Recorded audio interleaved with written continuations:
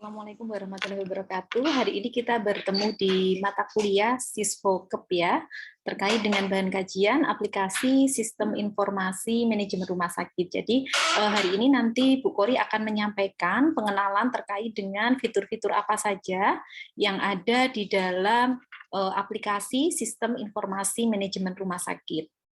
Nah, di sini sebelum masuk ke dalam fitur-fitur, Bu Kori sampaikan terlebih dahulu dasar dari pengembangan SIM RS di Indonesia. Jadi kita masih mengacu kepada Peraturan Menteri Kesehatan Nomor 82 Tahun 2013 tentang Sistem Informasi Manajemen Rumah Sakit, di mana dalam pengembangan sistem informasi manajemen rumah sakit ini harus memiliki kemampuan data atau interoperabilitas data minimal itu paling nggak ada sistem informasi manajemen dan akuntansi barang milik negara atau biasa disebut dengan SIMAK ya. Jadi minimal harus ada modulnya itu. Jadi ada inventaris terkait dengan barang milik negara atau untuk melakukan lebih tepatnya mungkin terkait dengan ini ya penilaian nilai barang ya, ini harus bisa diaudit.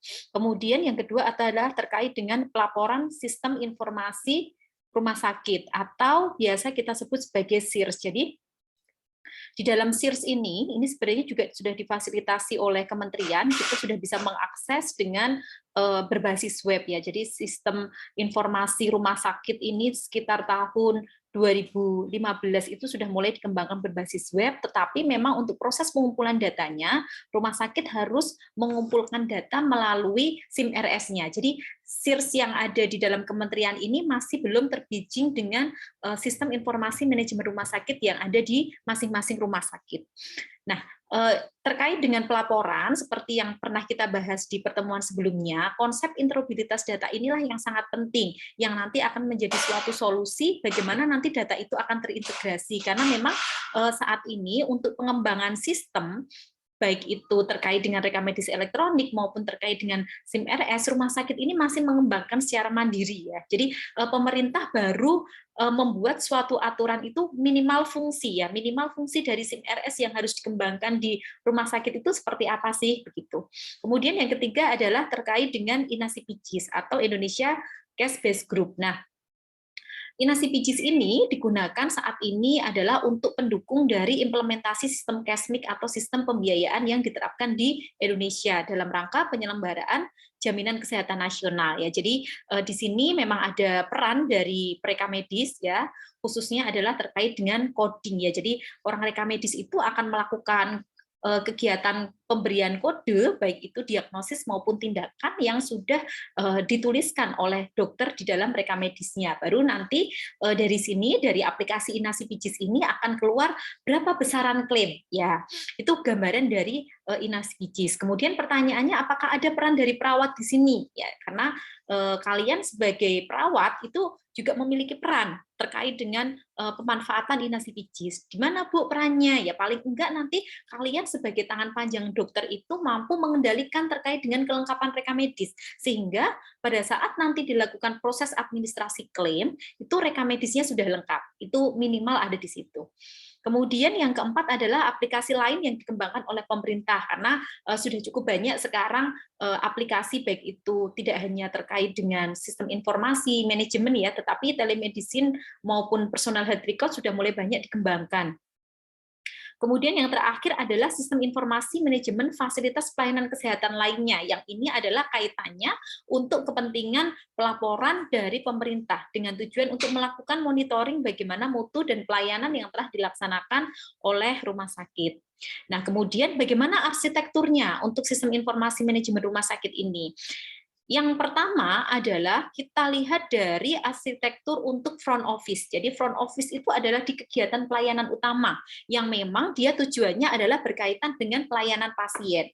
Jadi pengembangannya ini nanti akan kita buat bertahap ya. Jadi enggak, kalau kita ngembangin sistem ya, ngembangin sistem itu enggak kok semuanya langsung kita buat serempak ya. oh harus ada kebutuhan modul rekamedis elektronik, perawat juga pengen ada modulnya sendiri, misalnya untuk kamar operasi harus ada, nanti farmasi juga minta, ya paling nggak nanti untuk stok obat lah, misalnya kayak gitu.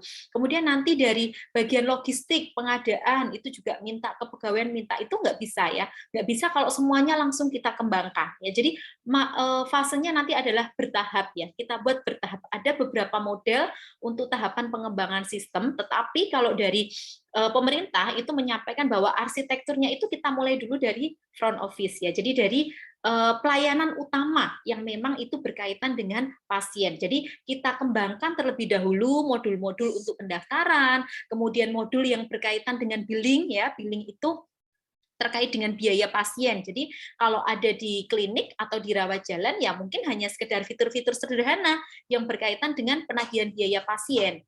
Kemudian nanti di farmasi juga ada, tetapi masih hanya terbatas pada untuk fungsi untuk biaya penagihan atau billing pasien, belum terkait dengan mutunya ya. Itu. Kemudian dari tahap itu nanti dari front office kita kembangkan lagi ke bagian administrasi atau back office. Nah, disinilah mulai kita kembangkan untuk modul-modul yang berkaitan dengan mutu ya, itu mulai kita kembangkan. Apa sih kebutuhan dari top manajemen ya, oh mereka pengennya seperti apa model dashboard eksekutifnya, apakah perlu ada pelaporan insiden, baik itu di rawat jalan, rawat inap, kamar operasi, apakah perlu ada pengembangan terkait dengan pengadaan logistik di masing-masing unit, supaya nanti mempermudah untuk kegiatan stok opnam, nah misalnya seperti itu.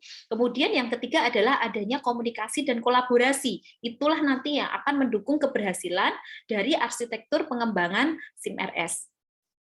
Nah, ini adalah salah satu surat edaran dari Kementerian Kesehatan terkait dengan persiapan implementasi rekamedis elektronik. Ya, jadi Bu Kori mengutip ya, ada nomornya per tanggal 28 Januari 2020 itu rumah sakit itu sudah mulai harus melakukan persiapan implementasi rekamedis elektronik. Kenapa kok sekarang pemerintah sangat care sekali dengan adanya pengembangan rekamedis elektronik? Karena tadi yang pertemuan pertama pernah kita bahas itu, arahnya kalau kita mau mengembangkan suatu big data, ya saat ini juga sudah ada Satuan SDI ya, Data Indonesia, Satu Data Indonesia. Nah, di dalam Satu Data Indonesia itu salah satunya adalah yang menjadi baseline atau menjadi akarnya ketika data itu mau kita kembangkan dengan pemanfaatan teknologi informasi, dengan pemanfaatan kecerdasan buatan untuk pelayanan kesehatan itu dasarnya adalah ada di dalam pengembangan rekamedis elektronik. Nah, itulah hal yang menjadi poin besar bagi menjadi perhatian pemerintah, kenapa kok sekarang rumah sakit khususnya ini dikawal dulu dari RSUD ya, RSUD dan RSUP. Kalau RSUP mungkin beberapa sudah, tapi RSUD terutama di wilayah-wilayah terpencil. Ya, jadi di dalam surat edaran ini ada lampiran sebenarnya ya. Ada lampiran rumah sakit mana yang sekarang memang sudah harus mulai mempersiapkan implementasi rekamedis elektronik. Nah, ini. Kemudian dari sini itu juga bisa disampaikan bahwa dari 115 rumah sakit terpilih ini yang akan mulai dilakukan persiapan implementasi rekamedis elektronik, untuk pengembangan SIM-RS itu minimal ada 3 dari 6 layanan, yaitu layanan pendaftaran pasien, layanan gawat darurat, layanan rawat jalan, dan layanan penunjang klinik, serta layanan rawat inap dan farmasi. Jadi di sini adalah lebih kepada tadi ya, untuk tujuan billing system. Jadi pengembangan rekamedis elektroniknya itu fokusnya masih terkait dengan pelayanan pasien dulu, gitu ya. Jadi belum kepada peningkatan mutu seperti itu. Selanjutnya Bu Kori kenalkan sedikit terkait metodologi pengembangan ya, mungkin ini sedikit keluar, tetapi paling tidak ini nanti bisa sebagai fondasi ya. Kalau kita mau mengembangkan suatu sistem informasi itu ada berbagai metodologi sebenarnya ya. Dan salah satu metodologi yang memang disarankan oleh Kementerian Kesehatan adalah menggunakan SDLC atau System Development Life Cycle, di mana ini dimulai terlebih dahulu dari tahap perencanaan. Ya, perencanaan itu ngapain, Bu? Perencanaan ini adalah proses untuk merencanakan pengembangan. Kita mau membangun rumah, kita mau membangun suatu sistem. Bagaimana nanti model arsitekturnya? Jaringannya bagaimana? Siap nggak orang-orang nanti yang akan ada di dalam Tadi kita sampai di sini ya terkait dengan metodologi pengembangan sistem informasi. Jadi salah satu metodologi yang disarankan oleh pemerintah untuk melakukan pengembangan suatu sistem informasi itu menggunakan metodologi SDLC atau biasa disebut sebagai System Development Life Cycle. Nah, di sini ada siklusnya. Jadi siklus ini menjelaskan terkait dengan bagaimana sih proses atau tahapan untuk melakukan pengembangan. Yang pertama itu adalah tahap perencanaan, di mana di dalam tahap perencanaan ini sebenarnya kita melakukan suatu analisis kebutuhan. Ya, analisis kebutuhan itu bagaimana, Bu? Kita melihat sebenarnya apa sih masalah yang ada di rumah sakit itu? Kenapa kok ini perlu dilakukan pengembangan sistem? Ya, kemudian setelah kita mengetahui tujuan dari konsep pengembangan tadi, misalnya sistem informasi manajemen rumah sakit, kita lakukan analisis kebutuhan kepada user-user.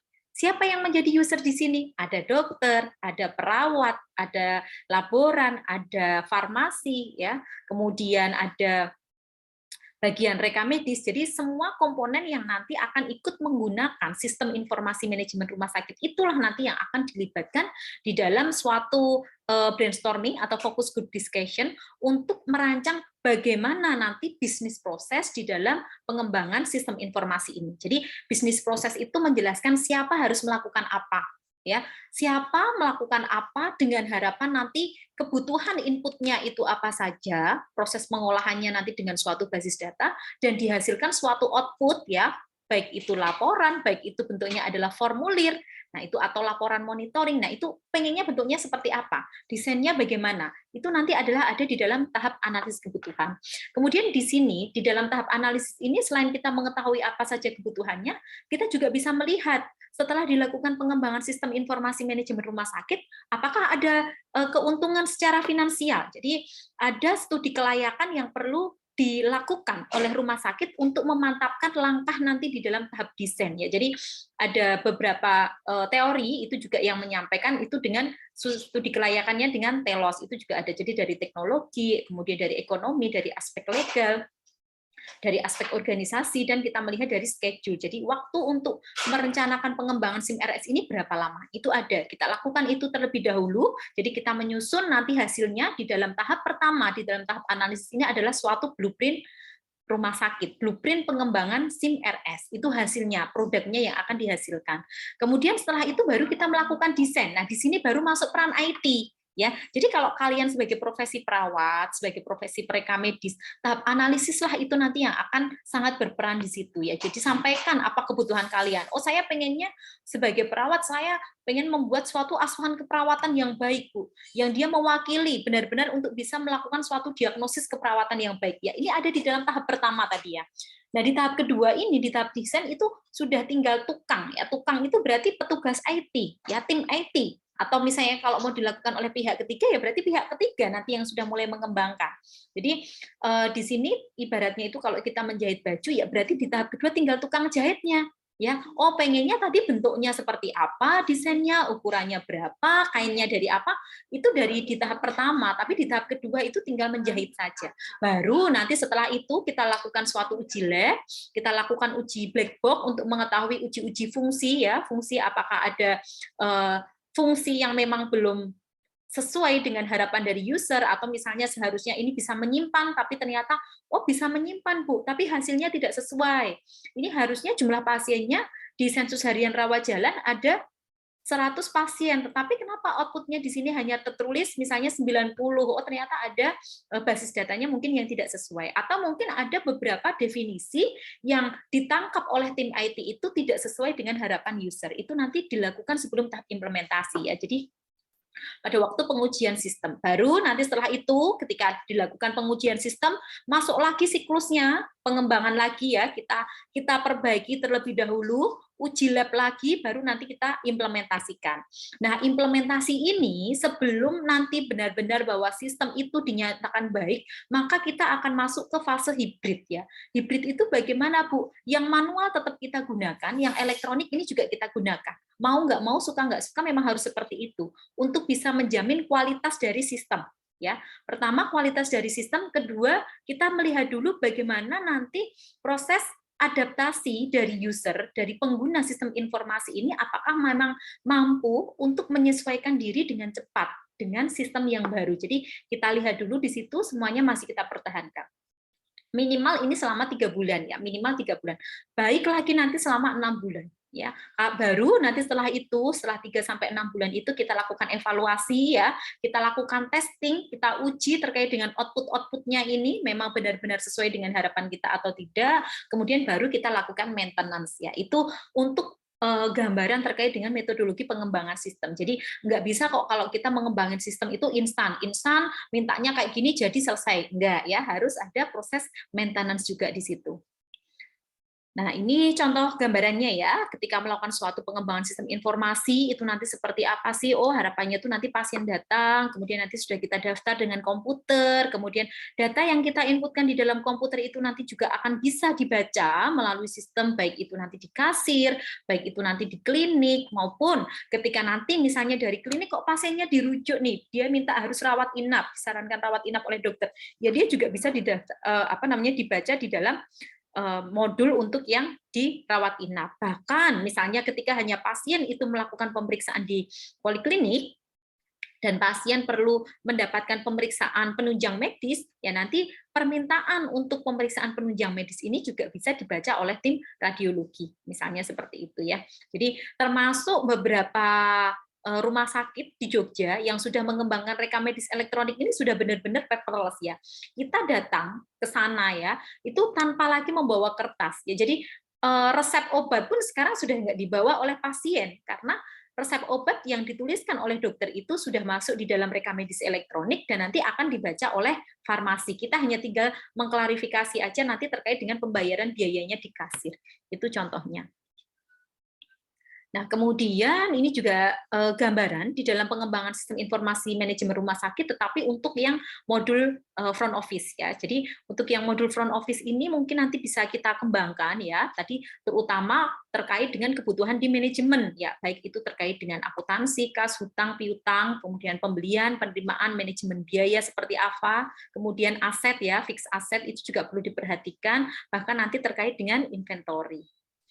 Nah, seperti apa sih modul-modul yang ada di dalam sistem informasi manajemen rumah sakit? Yang pertama adalah modul pendaftaran pasien. Ya, ini adalah modul yang ada di bagian front office ya. Jadi pendaftaran pasien, kemudian nanti juga ada yang berkaitan dengan pelayanan, itu yang diutamakan terlebih dahulu adalah rawat jalan, rawat inap IGD, bahkan untuk kamar operasi, VK, fisioterapi, kalau memang rumah sakit itu ada pelayanannya, ya akan kita kembangkan sama ya. Tetapi tadi prinsipnya kita lakukan secara bertahap ya. Jadi proses adaptasi ini nanti yang cukup besar pengaruhnya terhadap pelayanan. Karena semuanya akan kita lakukan, manual tetap jalan, elektronik juga jalan. Bahkan nanti harapannya tadi untuk pengendalian aset ya, aset kemudian untuk stok opnam, inventaris itu juga akan kita kembangkan seperti modul apotek, gudang obat, laboratorium, radiologi, logistik, bahkan nanti untuk kepentingan billing ya atau keuangan.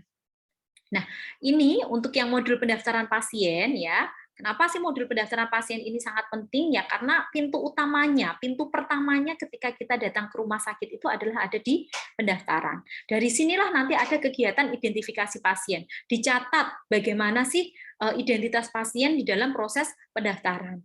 Pasien nggak membawa kartu ya berarti kita akan melakukan fungsi pencarian data. Ada fungsi indeks pasien yang akan kita terapkan di dalam sistem informasi ini. Jadi bukan lagi bentuknya yang dia manual kartu ya, tetapi sudah terkomputerisasi. Kemudian bagaimana juga nanti laporan rekapitulasi keadaan yang ada di pendaftaran itu, baik itu misalnya kunjungan pasien baru, lama, kemudian pengunjung ya, definisi kunjungan baru dan lama kan dengan pengunjung berbeda. Itu juga harus mulai dikembangkan di rumah sakit supaya nanti kita bisa sebagai ini ya, sebagai manajer ya, sebagai pimpinan, itu kita bisa mengevaluasi sebenarnya seperti apa sih gambaran pasien kita itu dalam satu hari itu berapa pasien lama yang datang. Kenapa itu perlu dilihat? Kalau pasien lama itu menunjukkan adanya kepercayaan, ya kepercayaan dari masyarakat kepada rumah sakit, ya karena dia mau kontrol terus di situ ya. Beda dengan pasien baru. Kalau pasien baru itu menunjukkan bahwa keberhasilan promosi. Nah, hal-hal seperti ini kan ada di tingkat manajemen ya, ada di tingkat manajemen. Kemudian misalnya kita juga membuat suatu laporan pengunjung dan kunjungan. Kalau kunjungan itu kita melihat berapa sumber daya ya, sumber daya yang terlihat dari proses pelayanan dari satu hari. Maksudnya sumber daya bagaimana, Bu? Dalam satu hari itu ada berapa aktivitas yang dilakukan oleh pasien. Kalau pasien itu akan kita definisikan sebagai pengunjung. Jadi misalnya sehari itu ada 100 pengunjung, tetapi kunjungannya mungkin lebih dari 100 karena satu pasien bisa melakukan pemeriksaan lebih dari satu klinik. Dia awalnya ke klinik gigi, dikonsulkan misalnya ke klinik bedah, karena giginya nggak bisa ini kalau misalnya langsung dicabut aja di klinik gigi, ini harus masuk yang bedah gigi. Ya, itu kan berarti konsulan. Maka aktivitasnya akan dihitung menjadi 2 kegiatan. Nah, hal-hal seperti ini, hal-hal teknis seperti inilah nanti yang perlu dipahami ketika kalian melakukan pengembangan SIM RS. Kemudian di modul pendaftaran ini umumnya juga ada pencetakan kartu dengan barcode ya, karena memang sekarang di eranya akreditasi itu identifikasi pasien ini menjadi suatu komponen yang penting. Jadi kita tinggal menempelkan label atau stiker pasien berbarcode aja ke dalam setiap formulir. Nah, nanti bagaimana ketika kartu pasien label pasien ini habis, Bu? Ya nanti peran dari perawat ya. Perawat koordinasi dong dengan rekam medis, tinggal minta aja cetak barcode. Atau mungkin perawat diberikan otorisasi untuk melakukan cetak label stiker barcode ini di masing-masing unitnya ya, tetapi tidak boleh melakukan edit data. Jadi seperti di materi sebelumnya ada peran dari sistem itu untuk membatasi akses. Boleh kalau mau ngeprint silahkan ya, tetapi jangan melakukan edit. Yang boleh melakukan edit data pasien nanti hanya petugas rekam medis, itu contohnya. Kemudian ada registrasi rawat jalan, registrasi rawat inap ya, fasilitas manajemen pasien, misalnya mau ditambah dengan fingerprint, ini juga sudah ada ya sekarang di eranya BPJS, ada beberapa klinik yang memang dia itu sekarang kalau mau melakukan kunjungan harus menggunakan fingerprint. Kemudian fasilitas pencarian pasien berdasarkan nomor pasien, nama, telepon, alamat, ini sebenarnya adalah fungsi dari indeks utama pasien, dan informasi dokter serta klinik. Ini juga akan membantu kalian sebagai profesi perawat untuk mempercepat pelayanan sehingga pasien nggak banyak-banyak nanya, Mbak sudah sampai nomor berapa, Mbak yang saya harus nunggu berapa lama. Nah ini kalau sudah terfasilitasi dengan sistem ya, itu nanti harapannya lebih mudah. Jadi orang menunggu di ruang tunggu itu mereka sudah nyaman karena mereka bisa melihat di layar, oh yang diperiksa baru sampai nomor 10, saya nomor 15. Kalau satu pasien itu rata-rata 10 menit berarti saya akan menunggu selama 5 kali 10 menit, 50 menit. Kalau gitu saya jalan-jalan dulu, misalnya begitu ya. Jadi banyak dampak yang nanti akan bisa dirasakan oleh pasien maupun pengunjung rumah sakit ketika sistem informasi yang dikembangkan ini sudah berhasil. Nah, ini contohnya juga untuk yang di tempat pendaftaran pasien rawat jalan ya. Jadi ada fitur daftar, laporan, rekap instansi. Kita lihat terlebih dahulu apa sih yang ada di sini. Ya, jadi di sini ada data terkait dengan data klinik ya, data klinik rawat jalan, data ICD ya, ini data master ya. Artinya apa sih data master, Bu?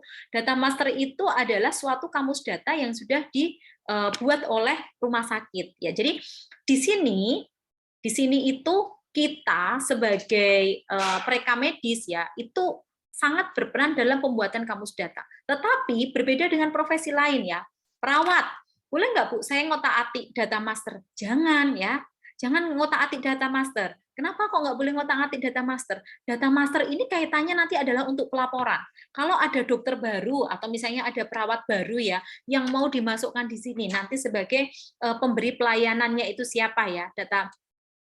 Oh kan kalian kalau mau masuk itu kan pasti ada menu login ya. Kemarin kita juga membahas apa sih fungsi dari login itu, sejauh mana dia membatasi otorisasi atau hak akses. Nah itu nanti tinggal konfirmasi saja.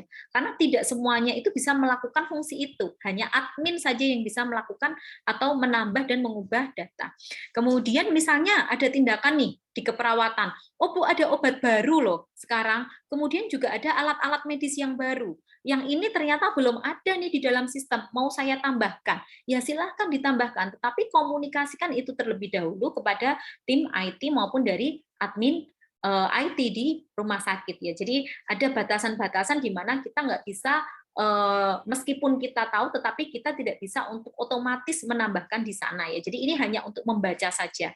Perawat bisa membaca apa sih data dokter, siapa aja dokter yang ada di rumah sakit ini. Kode dokternya apa itu nanti ada di sini, data dokter. Data tindakan keperawatan ya, pasien dilakukan tensi, misalnya pasien dilakukan tetes midri, dilakukan pemeriksaan tonometri, itu kan ada masing-masingnya, ada ya USG, berapa nanti besaran biayanya, arahnya kan nanti ke sana. Nah, ini ada di sini nih nanti, ada di data tindakan. Ganti perban misalnya seperti itu ya, infus. Nah, itu kita hitungkan satu persatu karena nanti setiap tindakan itu akan dihargai ya, akan dihitung secara finansial juga, kaitannya begitu terkait dengan billing sistem pasien.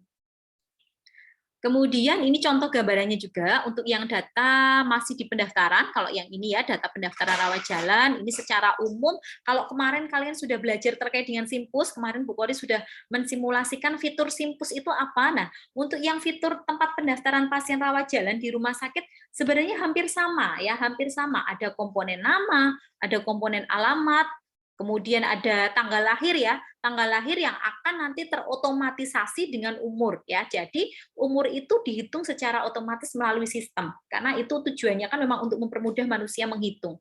Kemudian jenis kelamin ya, jenis kelaminnya apa, dia berasal rujukan dari mana, pembiayaan atau pembayarannya menggunakan apa, kalau memang dia dijamin oleh instansi, nama instansinya apa, kemudian status pasien ini apa, cara bayar, dan nanti dari sini kita juga bisa melakukan kegiatan edit data karena itu memang adalah otorisasi atau kewenangan dari petugas pendaftaran ya. Untuk terkait dengan data identitas itu adalah kewenangan dari bagian pendaftaran.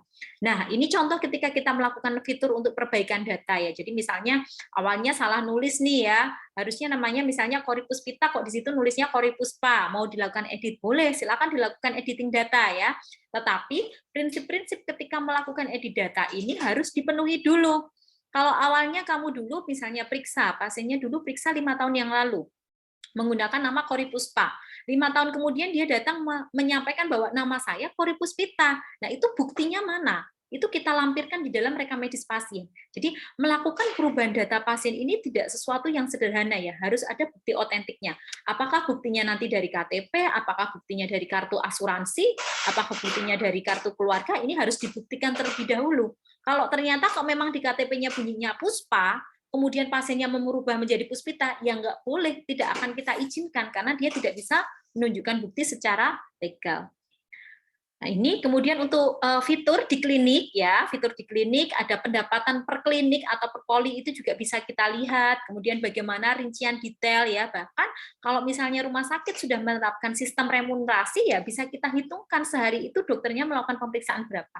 Kalau misalnya perawatnya ada jasa medis misalnya, untuk tindakan-tindakan keperawatan ya bisa kita lihat di sini. Oh, sehari ini saya sudah melakukan tindakan keperawatan sebanyak berapa pasien ya. Jadi ini bisa kita lihat di dalam fitur modul klinik.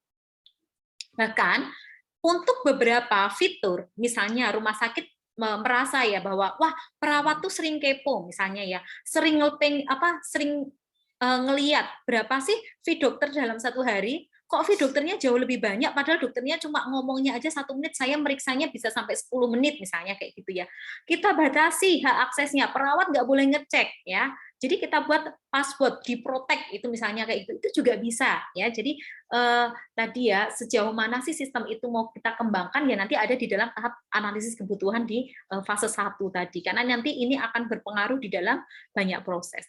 Kemudian di dalam modul klinik ini kita juga bisa melihat barang-barang yang ada di apotek karena kan biasanya di situ ketika pelayanan itu sudah dilaksanakan, obat-obat itu kan nanti akan didistribusikan di masing-masing klinik. Ada juga di bangsal. Nah, bagaimana monitoringnya? Nah, ini harapannya bisa dibantu dengan sistem informasi. Kemudian selain itu juga yang pasti harus ada adalah rekaman dari rekam medis pasien.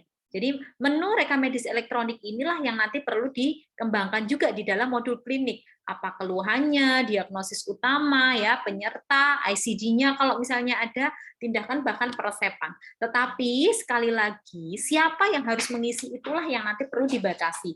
Walaupun itu ada di dalam modul klinik ya, tapi ya perawat jangan menuliskan kode ICD. Ya, perawat nggak boleh nanti menuliskan diagnosis utama, misalnya seperti itu. Dokter yang boleh nulis diagnosis utama. Tapi kalau tindakan perawatan, kemudian keluhan pasien apa, tinggi badan, kemudian berat badan ya, skor nyeri, misalnya kayak gitu ya, kemudian atau asesmen resiko jatuh, silahkan dituliskan ya, karena memang itu kompetensi kalian sebagai perawat. Tetapi untuk pengkodean diagnosis ya biarkan orang reka medis nanti yang memberikan kode. Kalau misalnya ada terkait dengan diagnosis utama, diagnosis sekunder, ya biarkan nanti dokter yang mengisi. Kemudian ini juga gambaran ya, gambaran terkait dengan apa sih fitur-fiturnya ya, ketika ada nama obat, pemakaian, rincian obat. Nah, ini gambarannya demikian. Kemudian ini juga ada di dalam sistem informasi manajemen rumah sakit itu ada juga yang namanya fitur untuk yang medical record rawat jalan ya. Jadi di sini lebih kepada fungsi-fungsi dari subsistem reka medis seperti laporan indeks dokter, laporan indeks penyakit, indeks penderita, kemudian bagaimana rekapitulasi untuk morbiditas ya, kesakitan, morbiditas khusus, 10 besar penyakit, bahkan utilisasi dan administrasi. Jadi ini sudah mulai kita arahkan untuk kepentingan tadi, sistem informasi rumah sakit. Kaitannya nanti adalah untuk kepentingan pelaporan, karena itu menjadi salah satu kewajiban yang harus dilaporkan oleh rumah sakit kepada Kementerian Kesehatan. Nah, ini contoh bentuk output yang bisa dihasilkan ya. Jadi di sini ada batasan usia. Bu, boleh nggak kalau di sini batasan usianya saya rubah? Misalnya saya nggak suka nih, kayaknya tanggung banget. Kalau di sini 65 plus, saya buat aja 60 plus. Kalau 60 plus itu kan juga sudah dianggap senior, sudah dianggap orang tua. Boleh nggak kalau saya rubah 60? Nggak bisa, karena ini pengkategoriannya sudah kita rancang mengacu kepada pelaporan sistem informasi rumah sakit ya. Jadi ada acuan yang mendasari ketika kita melakukan suatu pengembangan sistem yang tujuannya adalah mampu mengakomodir kepentingan banyak pihak. Jadi nggak cuma suka-suka kita, itu nggak boleh ya. Ini juga ada lagi modul untuk yang fitur rawat inap ya. Jadi bagaimana fasilitas setting kamar, ya kemudian kalau misalnya kamarnya itu fasilitasnya apa aja ya, kapan nanti dia itu tempat tidurnya kosong, kalau misalnya inden itu kira-kira pasiennya pulang kapan. Nah, itu jadi kayak kita kalau pesen tiket kereta ya, itu kan kita juga bisa melihat mana kursi yang kosong, mana kursi yang terisi. Kita bisa memilih lokasinya mau yang di dekat jendela atau enggak yang di dekat jendela. Nah, harapannya sistem informasi ini juga bisa memfasilitasi hal demikian ya. Jadi terutama kayak kemarin misalnya terjadi pandemi Covid ya. Kita mau ngerujuk aja tuh rasanya susah banget ya. Ambulan tuh keluar masuk lalu lalang di jalan hanya untuk melakukan proses rujukan yang memang pada waktu itu tempat tidur benar-benar penuh. Nah, ini harapannya bisa difasilitasi dengan sistem informasi. Kemudian billing pasien jelas ya, sangat ini dibutuhkan. Habis pakainya berapa kali dokter melakukan visite, tindakan keperawatan, tindakan medis, bahkan nanti penunjang medis silahkan nanti dimasukkan ke dalam suatu billing ini. Kemudian order barang dan bahan habis pakai ini juga sangat penting dan nanti memudahkan kalian sebagai profesi perawat ya. Jadi akan memudahkan kalian nanti ketika melakukan stok opnam, kemudian melihat laporan rawat inap ya. Jadi kinerja penggunaan tempat tidur baik itu BOR, AFLOS, TOY, BTO ya. Bagaimana per ruangnya, per kelasnya, kemudian juga bisa difitur lagi berdasarkan periode, misalnya demikian. Kemudian list pasien yang dirawat. Nah, harapannya juga dari fitur modul rawat inap ini juga bisa membantu proses kerja kalian sebagai perawat. Kalau perawat itu kan melakukan kegiatan rekapitulasi sensus harian rawat inap. Nah, bisa nggak ini difasilitasi dengan sistem, Bu? Bisa sekali. Kalau kalian sudah melakukan input data, hari ini ada pasien masuk, hari ini ada pasien yang dipindahkan, ada pasien yang keluar, outputnya saja yang kita kembangkan dalam bentuk desain sensus harian rawat inap. Jadi akan mempermudah kalian atau akan memotong proses ya, akan memotong proses kerja untuk terbentuk suatu laporan SIRS ya. Jadi karena sensus harian rawat inap itu kan menjadi dasar untuk penghitungan RP1 dan RL1. Itu contohnya. Nah, ini juga modul-modul ya, fitur-fitur di rawat inap ya, ada entry data medis, entry data penyakit, kemudian ada entry data ruang. Jadi kalau misalnya nanti ruangannya nambah Dulu ruangannya kita hanya ada kelas 1, 2, 3. Mau kita tambah nih kelas VIP, karena rumah sakit kita sekarang sudah menjadi rumah sakit tipe B misalnya begitu. Ya silakan nanti ditambahkan ya. Tapi tadi yang menambahkan adalah admin. Jadi kita hanya bisa melihat saja siapa pasien yang mau masuk ke ruang situ, tetapi kamus data itu nanti ada di admin. Kemudian laporan indeks, ya laporan indeks baik penderita, dokter, pasien penyakit, morbiditas, mortalitasnya, sampai dengan nanti tadi adalah rekapitulasi. Ya oke, ini adalah contoh untuk fitur di tempat pendaftaran pasien rawat inap yang tentunya nanti adalah penggunanya, usernya itu adalah petugas reka medis ya di sini. Jadi secara umum untuk yang fitur pendaftaran rawat inap ini hampir sama dengan yang rawat jalan, tetapi perbedaannya adalah pasien ini dia datangnya tadi dari mana? Dari klinik atau dari gawat darurat atau rujukan. Kalau rujukan bagaimana Bu? Bisa nggak langsung masuk rawat inap? Nggak bisa. Kita lihat lagi aturan ya. Kita lihat lagi aturan. Kembali lagi ke aturan. Itu ada di dalam standar akreditasi ya. Kalau pasien rujukan itu tetap harus dilakukan pemeriksaan awal medis terlebih dahulu di rumah sakit. Jangan-jangan nanti rujukannya sudah tidak tepat. Kondisi pasien jangan-jangan sudah berubah. Penata laksanaan kebutuhan medisnya juga sudah berubah. Jadi harus ada pemeriksaan awal medis terlebih dahulu di rumah sakit. Nggak bisa pasien rujukan langsung datang ke rumah sakit dioperasi, itu nggak bisa ya. Walaupun misalnya hanya 5 menit di IGD ya, tapi ya itu sudah dilakukan pemeriksaan awal medis gitu. Kemudian ada juga diagnosis masuk, karena diagnosis masuk itu kemungkinan akan berubah nanti dengan diagnosis utama. Jadi diagnosis masuk ya kalau dia datang tadi dari klinik menyampaikan diagnosisnya apa, kita masukkan dulu di sini sebagai diagnosis masuk. Kemudian siapa nanti dokter yang merawat, kelasnya perawatannya apa, penjaminnya siapa.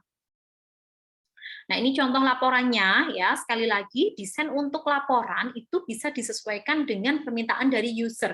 Jadi nggak bisa kok, oh itu menurut Bu Kori waktu kemarin Bu Kori menyampaikan di PowerPoint kayak gini. Ya ini sebagai contoh ya, ini sebagai contoh. Tapi silahkan nanti dikembangkan ya. Di lapangan ini bisa sangat jauh dikembangkan karena mohon maaf kita di sini di Fakultas Kesehatan untuk yang pengembangan mini lab maupun mini hospital ini masih di dalam proses pengembangan sehingga belum bisa kita sajikan secara maksimal. Jadi ini Bu Kori hanya mengutip saja dari pengembangan modul SIM-RS di salah satu rumah sakit di Indonesia. Ya, ini contoh laporan indeks dokter ya, ada juga laporan indeks pasien ya. Jadi kalian bisa melihat, pengennya saya lihat nih si dokter A itu dari tanggal sekian sampai tanggal sekian itu berapa sih pasiennya. Nah, nanti kita lihat di sini di laporan indeks ya. Atau misalnya saya pengen melihat awalnya itu pasiennya itu sakitnya apa ya. Kita lihat riwayatnya, bisa kita menggunakan yang laporan indeks pasien. Itu contohnya.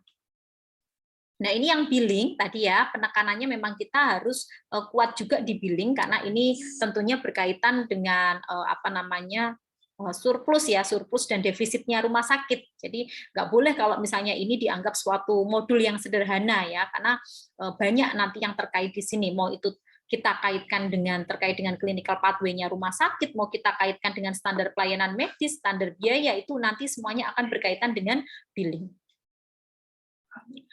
Ya, kemudian Pak IGD ya sama ya, di IGD kita juga ada modulnya sendiri yang tentunya juga berbeda dengan yang ada di rawat jalan dan di rawat inap.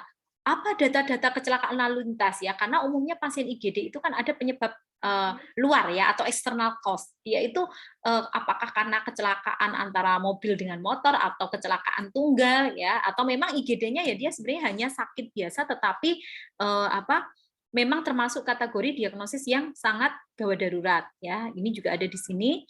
Kemudian yang berbeda lagi adalah terkait dengan keuangan ya. Keuangan tentunya nanti juga menyesuaikan dengan terkait dengan master data untuk yang ada di keuangan IGD. Ya, ini contoh dari fitur-fitur yang ada di gawat darurat. Ya, fitur pelayanan gawat darurat.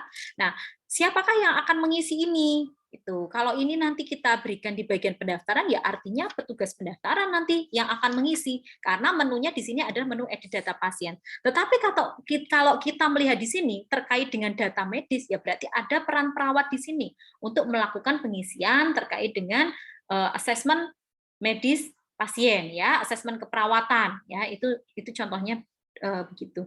Kemudian ini ada rekapitulasi harian perawat ya, rekapitulasi sensus harian tadi ya, rekapitulasi kegiatan. Jadi yang mungkin besok ketika kalian ada kegiatan praktek kerja lapangan ya, itu kalian nanti bisa melihat di rumah sakit ya, itu kerjaannya ngapain sih sensusnya? Mereka masih pakai nggak sih sensus-sensus yang ukuran kertasnya sangat besar itu? Atau mungkin masih pakai ya? Kalau masih pakai berarti bisa kalian cek. Nah, sekarang sudah ada sistem informasinya loh Bu di rumah sakit itu. Kenapa dia masih pakai yang kertas-kertas? Kita tanyakan sampai di mana fungsi dari sistem informasi manajemen rumah sakitnya. Jangan-jangan memang masih murni billing sekali, belum sampai ke pengembangan laporannya. Itu perlu digali lebih lanjut ya. Atau justru misalnya di sana benar-benar manual, kemudian kalian diminta untuk membuat suatu pelaporan ya, pelaporan di akhir kegiatan, sampaikanlah masukan saran ini. Oh ya, ternyata rumah sakit itu atau puskesmas tersebut sudah perlu melakukan suatu pengembangan sistem informasi, baik itu dalam bentuk SIM-RS misalnya atau dalam bentuk SIMPUS kalau itu kegiatannya di puskesmas. Ya, ini contoh data medis ya, data medis dan keadaan akhir seorang pasien. Jadi di sini ada diagnosis, kemudian ada sekali lagi ada kode ICD yang tentunya nanti akan diisi oleh mereka medis, dan diagnosis itu harusnya yang mengisi adalah dokter ya, bukan perawat. Kemudian ini rincian biaya. Nah, di sini perannya perawat ya. Perawat itu yang bagian input-input kayak gini. Pasiennya tadi dilakukan tindakan ke perawatnya apa aja, kemudian nama obatnya apa, ini perawat yang mengisi ya. Kalau misalnya ada diskon, dokternya nulis GRTTL ya, gratis total, ya berarti kita berikan diskon di sini. Ya, atau misalnya ada diskon-diskon khusus yang memang diberikan rumah sakit, ada vouchernya diskon 20, ya berarti perawat itu nanti yang akan menginputkan berapa diskon biayanya. Ya, kemudian di sini kalau ada terkait bahan habis pakai, misalnya tadi ada tetes midri ya, berarti kita tuliskan nanti di sini tetes midri. Kalau ada perban ya berarti kita tuliskan di sini perban. Kalau ada imbalan jasa, berarti kita masukkan di dalam jasa medis. Kita kategorikan di dalam tindakan keperawatan. Ini contoh untuk yang medical record pasien gawat darurat ya. Jadi ada laporan operasi, ya laporan per kasus, laporan per instansi, indeks dokter, penyakit, penderita dan morbiditas. Ya, ini gambarannya ya. Silahkan mahasiswa sambil mencermati ya. Bu, kok isinya kayak gitu terus ya. Jadi kok hampir sama ya, mungkin hampir sama ya, tetapi kita harus melihat pelayanan ini ada di mana.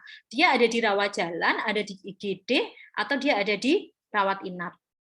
Nah, ini juga ada untuk yang sistem informasi terkait dengan angka kesakitan ya, ini ada di orang reka medis. Kemudian bisa juga nanti kita kembangkan terkait dengan sistem modul untuk di kamar operasi. Ya, kalau sudah mulai masuk ke kamar operasi ini berarti pengembangannya udah levelnya naik ya, karena operasi itu kan berarti sudah masuk ke pelayanan rawat inap, sudah yang tingkatannya itu jauh lebih tinggi ya. Jadi bisa nanti di dalam modul kamar operasi itu ada entry operasi, pemesanan tempat, laporan operasi, itu bisa kita kembangkan di dalam modul kamar operasi ya. Ini ada contohnya, yang pertama identitas pasien ya, identitas pasien, kemudian petugas yang entry itu berarti perawat ya, perawatnya siapa nih yang entry, perawat kamar operasinya, atau mungkin admin OK, itu silahkan dituliskan di sini.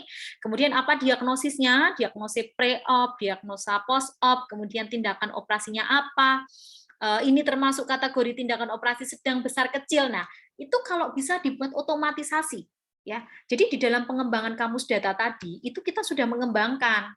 Oh, kalau katarak itu masuk kategori sedang, vitrektomi masuk kategori besar, lesion masuk kategori kecil, misalnya kayak itu. Itu sudah kita kategorikan. Jadi sistem ini benar-benar membantu fungsi manusia, ya, membantu fungsi manusia. Jangan nanti dia tindakan operasinya sudah bisa diinputkan, tetapi sistem nggak bisa membedakan ini kategorinya besar atau kecil. Nah, itu yang keliru ya. Itu namanya manusia membantu sistem ya. Jadi hal-hal seperti ini yang perlu diketahui baik itu oleh profesi perawat ya maupun oleh profesi mereka medis ketika kita melakukan suatu pengembangan sistem informasi. Nah, ini contohnya nanti di laporan kamar operasi ya, kan ada beberapa yang mengembangkan model pelayanan one day care ya, pelayanan operasi bedah sehari. Ini juga ada, bisa kita kembangkan. Ada laporan tindakan, laporan perawat, sensus, dan rekapitulasi kasus. Nah, ini ada juga kita kembangkan di VK ya, di kamar bersalin. Jadi ada data entry persalinan, data kuret ya, data bidan, pembayaran, laporan harian, indeks, dan rekapitulasi. Ya, ini juga contohnya untuk yang menu di kamar bersalin ya, baik itu entry, ginekologi, data master, pembayaran, laporan harian maupun rekapitulasi. Ini contohnya juga demikian, mungkin hampir sama ya. Tapi yang berbeda apa keunikannya ya? Kalau ini terkait dengan data medis persalinan, berarti harus bisa didefinisikan jumlah persalinannya, tanggal kelahirannya, ya, apa ke siapa yang menjadi koordinator VK-nya, ya, riwayat kelahiran keberapa. Nah, ini yang unik, yang memang informasi yang bisa didapatkan di VK. Nah, ini data ginekologi contohnya ya. Ini juga ada diagnosis, ada kode ICD, tindakan ya.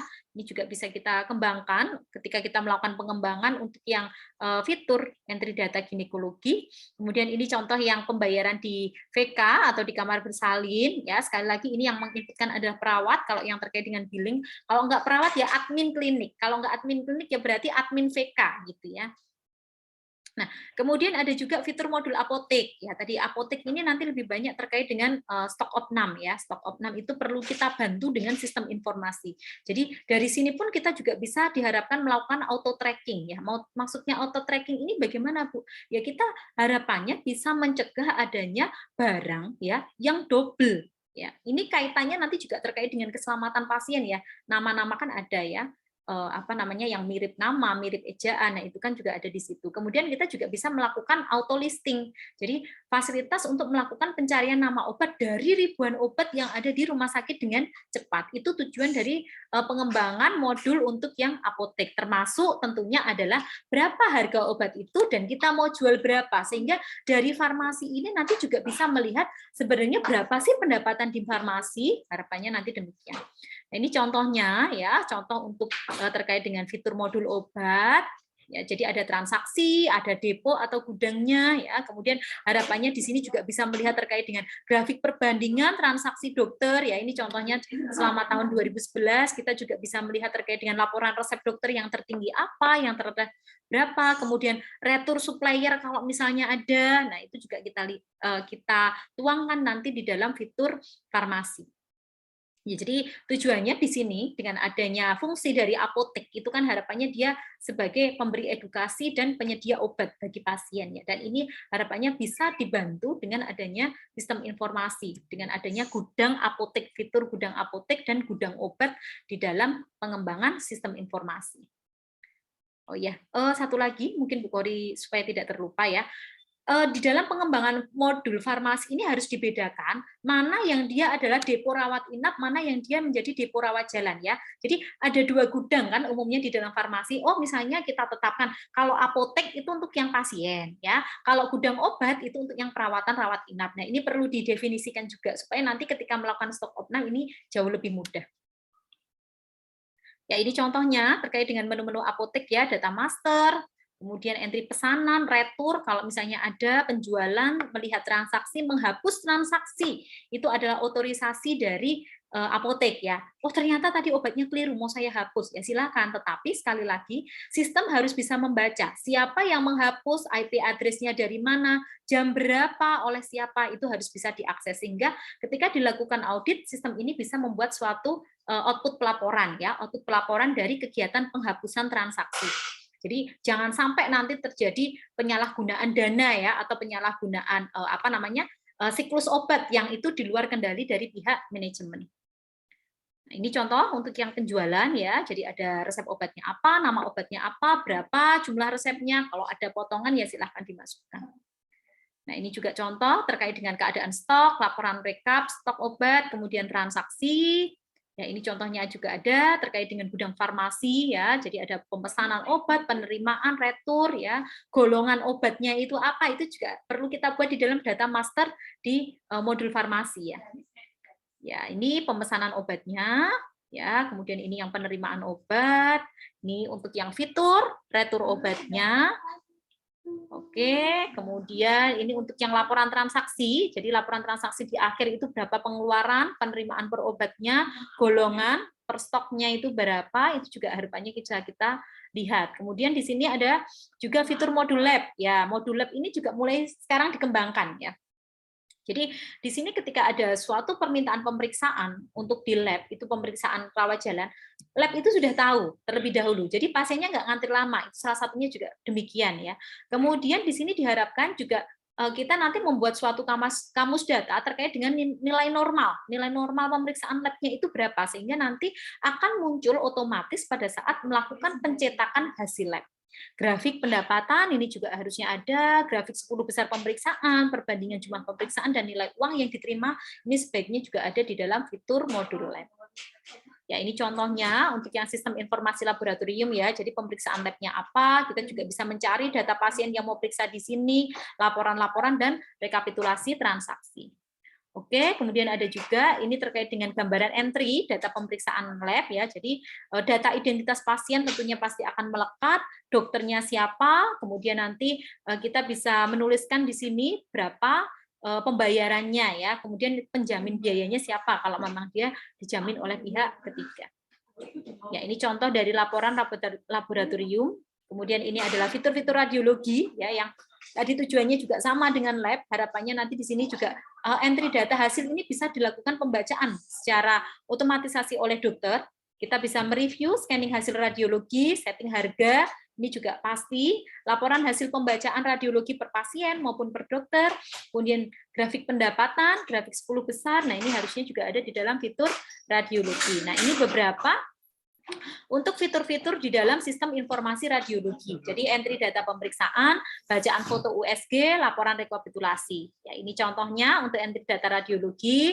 Ini contoh untuk pemeriksaan radiologi ya.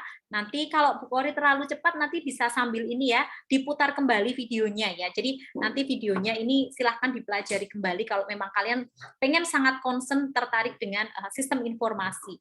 Nah, ini contoh untuk laporan foto radiologi, sensus, keuangan, ya, pemesanan barang, penerimaan barang, ini mudah masuk ke logistik ya kita ya.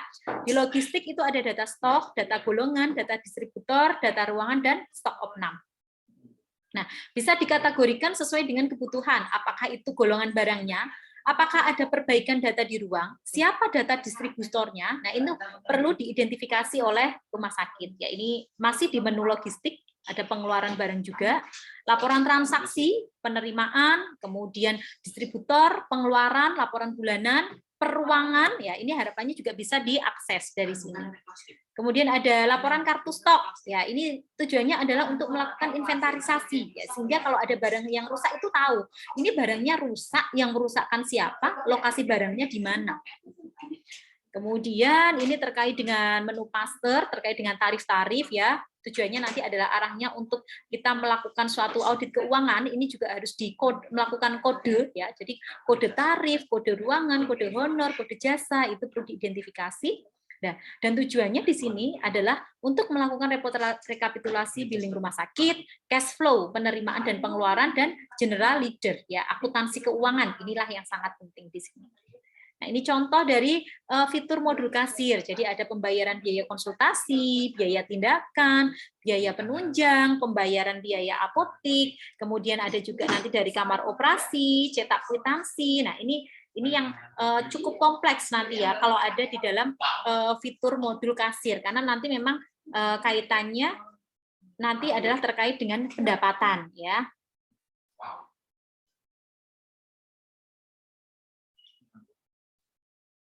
Oke, kemudian yang selanjutnya adalah modul akuntansi ya. Jadi modul ini melakukan berbagai terkait dengan hal yang berkaitan dengan pendapatan rumah sakit ya. Jadi ada laporan pendapatan kasir, laboratorium, klinik. Nah, itu nanti ada di sini. Kemudian nanti di sini juga ada terkait dengan laporan pendapatan di dalam SIM RS ya. Jadi pendapatan pelayanan medis, kasir rawat jalan, penunjang ini nanti juga bisa kita lihat di dalam SIM RS. Yang selanjutnya adalah ini untuk yang menu kasir. Jadi ini biasanya ada di kalau misalnya Bu, kasirnya kita menggunakan pihak ketiga dari bank. Ya ini berarti akan bisa diakses oleh petugas bank ya. Jadi petugas bank yang memang ditugaskan di rumah sakit tersebut. Kemudian fitur modul personalia ini ada nanti di dalam unit kepegawaian ya. Jadi di sini adalah untuk melihat data pribadi pegawai, dokter, gaji, data kepegawaian, riwayat pendidikan, kemudian melihat pendapatan maupun pendapatan maupun pajak itu penting di sini untuk yang fitur modul personalia. Ya, baik. Mungkin sampai di situ dulu ya materi hari ini. Terima kasih banyak. Nanti jika ada yang belum jelas ya bisa ditanyakan kepada Bu Kori. Jadi prinsipnya adalah pemenuhan fitur modul sistem informasi manajemen rumah sakit ini akan disesuaikan dengan sumber daya yang ada dan diharapkan mampu meningkatkan pelayanan dan memperbaiki kinerja rumah sakit dalam memberikan pelayanan kepada pelanggan. Itu harapannya. Jadi ada peningkatan mutu, ada peningkatan terkait dengan kepuasan pelayanan pasien. Ya, terima kasih banyak. Assalamualaikum warahmatullahi wabarakatuh.